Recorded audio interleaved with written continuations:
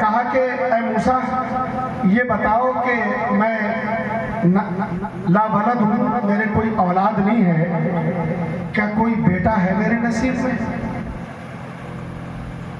تو حضرت موسیٰ نے کہا کہ رکو، میں اپنے رب سے پوچھ کر بتاؤں گا کہ تمہارے مقدر میں کوئی بیٹا ہے یا نہیں۔ اب حضرت موسیٰ علیہ السلام کو ایک دور سے جب واپس آئے تو وہ عورت آئی پوچھنے کے لیے،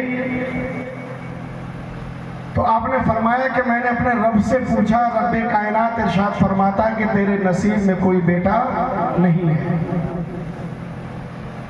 کوئی بیٹا نہیں ہے۔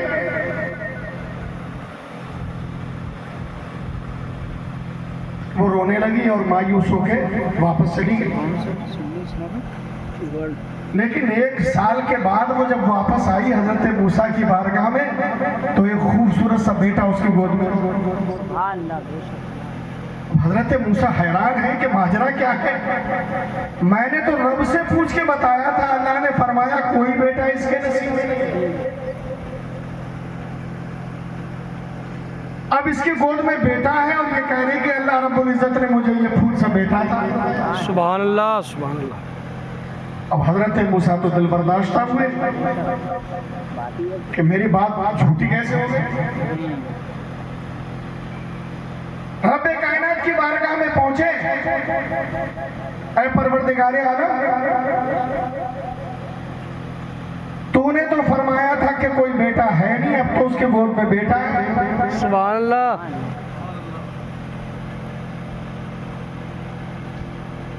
تو اللہ رب العزت نے ارشاد فرمایا کہ یہ ایک طباق ہے، وہ طباق لے گا، چھری لے گا اور اپنی بستی میں اعلان کر دے کہ اللہ رب العزت نے جسم کے ایک حصے کا گوشت منگوایا ہے۔ اللہ رب العزت نے طلب کیا ہے کہ اپنے جسم کے گوشت کا کوئی حصہ کاٹ کر رکھ دو اس میں۔ پوری بستی میں حضرت موسیٰ علیہ السلام سرگردہ پھرے اعلان کرتے ہوئے کہ رب نے تمہارے جسم کے حصے کا، کسی بھی حصے کا ایک گوشت کا ٹکڑا منگوایا ہے، گوشت منگوایا ہے، یہ چھری ہے، یہ طباق ہے۔ اب جو بھی آ رہا تھا، بڑے بڑے عشق کے دعوے کرنے والے، جب حالت خراب ہو جاتی ہے نا، جب عشق میں امتحان آنا شروع ہوتے ہیں، بڑے بڑے اچھوں کو معاملہ مچاتے ہوئے دیکھا ہے، بڑے کم لوگ ایسے ہوتے ہیں تو جو امتحانات میں بھی ثابت قدم رہتے ہیں۔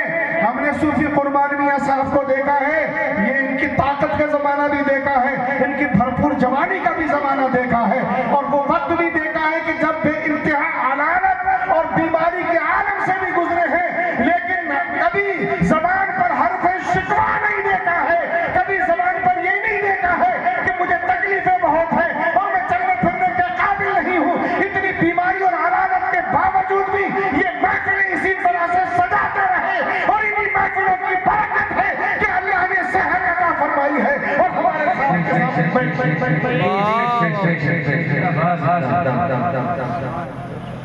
تو شکوہ نہیں کرتے اللہ والے۔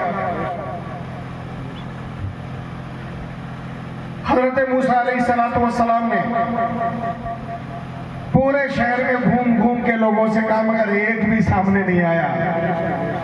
واپس کوئی دور پہ اپنے رب کو جواب دینے کے لیے، ہم کلام ہونے کے لیے تشریف لے جا رہے تھے کہ راستے میں ایک پہاڑی تھی، پہاڑی کے کنارے پر ایک درویش بیٹھا ہوا تھا، ایک تھوڑا سا گوشہ بنا ہوا تھا، وہاں بیٹھا تھا۔ سلام کیا حضرت موسیٰ کو، کہا کہاں گئے تھے؟ کہا کہ گوشت کا ٹکڑا لینے گیا تھا، رب نے مطالبہ فرمایا تھا۔ کہا کسی نے نہیں دیا، لاؤ میں دیتا ہوں۔ کیا بات ہے، واہ۔ چھری لی اور جسم کے ایک حصے سے گوشت کاٹ کے رکھا، حضرت موسیٰ چل دیے، کہا رک جا موسیٰ، کیا معلوم اللہ تعالیٰ نے جسم کے کون سے حصے کا گوشت منگوایا، پھر دوسرے حصے کا گوشت کاٹ کر رکھ دیا، پھر کہا رک جا ابھی موسیٰ، جسم کی تیسری جگہ سے یہاں تک کہ جسم کے تمام اعضاء سے تھوڑا تھوڑا گوشت کاٹ کے اس درویش نے، اس فقیر نے، اس صوفی نے اس طباق میں رکھ دیا۔ میں نے عرض کیا نا کہ امتحان جب آتا ہے تو ضروری نہیں کہ علم ساتھ دے جائے، یہاں پر دل ہی ساتھ دیتا ہے۔ اگر عشق کی آگ یہاں پر لگی ہے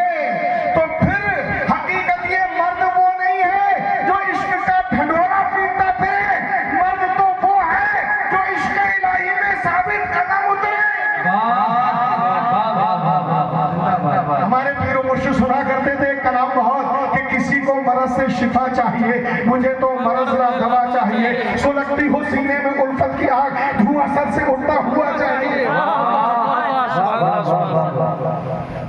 زندہ باد زندہ باد۔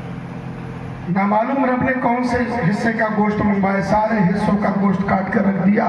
رب کی بارگاہ میں گئے، اے رب کائنات، میرا سوال پھر وہی ہے، دیکھ میری قوم نے تو منع کر دیا، ایک صوفی ایک درویش مجھے راستے میں ملا تھا، کسی مدرسے میں نہیں ملا تھا، کسی دفتر کے اندر نہیں ملا تھا، کہیں نہیں، کسی خانقاہ کے اندر بھی نہیں ملا تھا، گوشہ نشین پہاڑ کے ایک گوشے میں خلوت میں تنہائی میں ملا، اور اس نے اپنے جسم کے تمام حصوں کا یہ گوشت کاٹ کر اس میں رکھا ہے۔ فرمایا موسیٰ وہ عورت اسی کے پاس تو آئی تھی اور اس سے دعا کے لیے کہا تھا، اب جو آدمی اتنا ہم پر نثار ہو، اتنا قربان ہو کہ جسم کے ہر حصے کا گوشت کاٹ کر رکھ دے، اس کی دعا کو ہم کیسے خالی لوٹا سکتے ہیں؟ اسی کی دعا سے ہم نے اس خاتون کو بیٹا